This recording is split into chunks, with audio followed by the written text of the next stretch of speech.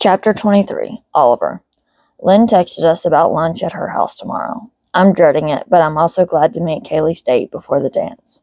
Hopefully it'll be less uncomfortable that way. I finished my lesson with Noah and head to English early. I'm hoping to talk to Kaylee before class starts. Hey, Oliver, Kaylee calls out from behind me. I stay where I am until she catches up with me. Hey.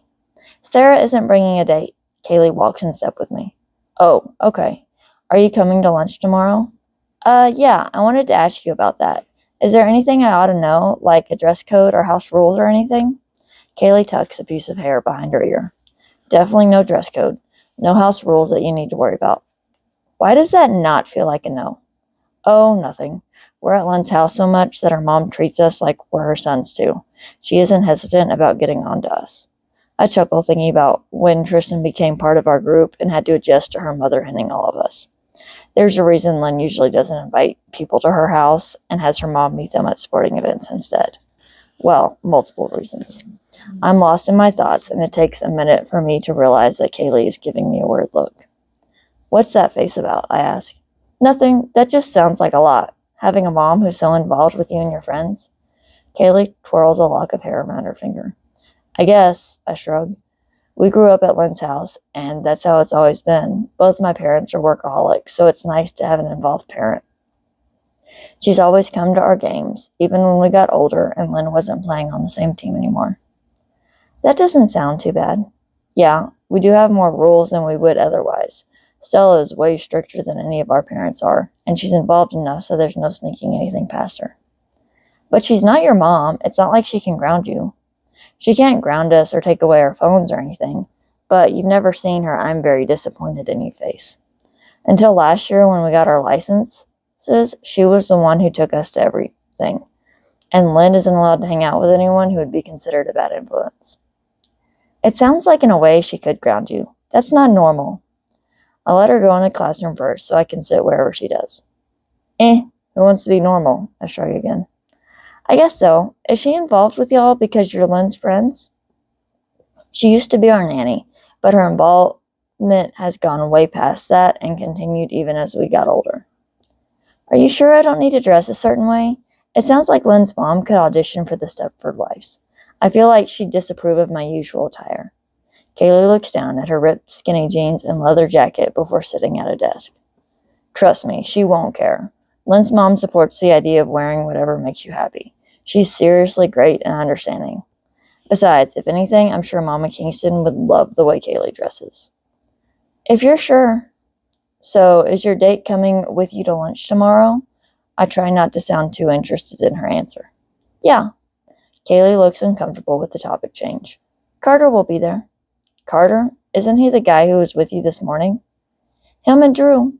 I was pretty sure Carter seemed confused this morning. Maybe she told Lynn she had a date, then asked Carter to cover for her? I'm not sure, but I'm hopeful. On the other hand, maybe she and Carter are more than friends, but not official. That explained him getting weird about thinking I was going to the dance with Kaylee. Maybe she only decided to come because Lynn invited her and hadn't had a chance to ask him to come with her? Cool. Before I can come up with anything better to add, Mrs. Green starts class. When she turns to write on the whiteboard, I pull my phone out. Oh, Ryder. Kaylee said Carter and Sarah are coming to lunch tomorrow.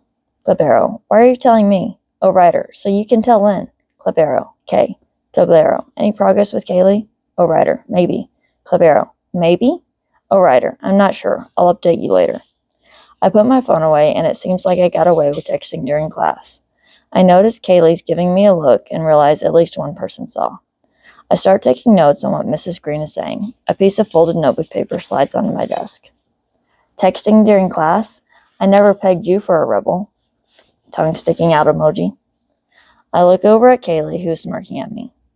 There's a lot about me you don't know, winky face. I wait until Mrs. Green's back is to us and then pass the note over to Kaylee. She reads it and nods before putting the note in her folder. The rest of English is uneventful, but overall leaves me more hopeful for lunch the next day. Anything new with the Queen of Punk? Tristan asks when he walks up to me in the hallway on the way to athletics. She's coming to lunch tomorrow and dinner on Saturday. Did you find out who her date is? Carter. Should I know who that is? Tristan scrunches up his brow. Xander has a point about most of the nights not paying attention to anyone who doesn't play sports. It's the other guys she's with all the time. Hopefully they're just friends. Maybe if enough of us say it, it'll be true. Yeah, that's what Clavero thinks. Are you taking Jessica to homecoming, I ask? The girl in question winks at Tristan as she passes us in the hall. Tristan nods to Jessica briefly before turning back to me. Yeah, she asked last night after the bonfire. Are she and Casey coming to lunch tomorrow? Tristan glances behind him to make sure Jessica is long gone. No, it's only a date to the dance. If they meet Stella, she could get the wrong idea. Are you worried about Mama Kingston getting the wrong idea or Jessica? Both. Definitely both. I pause before saying, Kaylee did come talk to me before English. Really? Tristan raises his eyebrows. I relay that conversation to him. Why would she care what Stella thinks? He asks as we walk through the doors to the gym hallway. I don't know. She doesn't strike me as the kind to care what other people think about her. Am I allowed to bug you about your guitar lessons now? No. I prefer it if you never mention them. I'm not in the mood to talk about it until I know whether or not Saturday is a friend date or a real date. I look up to the ceiling tiles like they might rescue me from having this conversation. Fine. Are you gonna go to the game today? Yeah, Colton is playing. We get to the locker room and get ready for football practice. I'm hoping to get a break from all the homecoming talk during football practice, but it seems the guys have nothing better to do than talk about who they're going with. At least no one mentions Lynn or who she's going with today. Mark's already on edge with them discussing the dance. He'd probably lose his temper if they brought up Lynn again. I'm hoping nothing happens with Grayson and Lynn until after the dance. I'd rather not have to deal with their drama on top of dealing with Kaylee being with us and on a date. With how impatient Grayson tends to be, I'm not holding my breath. Grayson thinks Mark will ask someone else to homecoming. I think that's wishful thinking. It'd be the smart thing to do if he wants this nonsense about things running their course to be believable, but Mark doesn't seem to be able to do the smart thing. The way he's been putting heat behind his passes, it looks like he's mad that Lynn dumped him. On one hand, I feel for him. I remember what it's like to think you're in love with Lynn, for her to say you're better off as friends.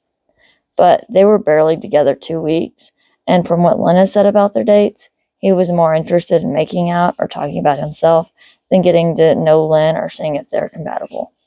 The way he's been acting like he owns Lynn rubs me the wrong way, too.